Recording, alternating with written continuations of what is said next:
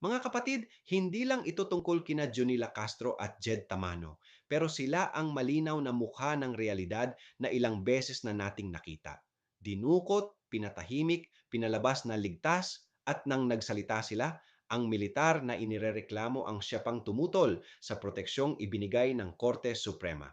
At dito tayo napapaisip, kung paulit-ulit lumilitaw ang ganitong pattern, pagdukot, takot, pagsupil sa boses, at pagkontra pa sa proteksyong legal, paano natin masasabing isolated case lang ito? Kung mismong korte ang nagsasabi na may banta, hindi ba dapat mas tutukan natin ang ugat ng panganib? Mga kapatid, ang lipunan ay hindi maaaring maging manhid sa paulit-ulit na kwento ng pang-aabuso. Dahil kung hindi tayo kikilos, uulit at uulit ito. At may panibagong Junila at Jed na magdurusa.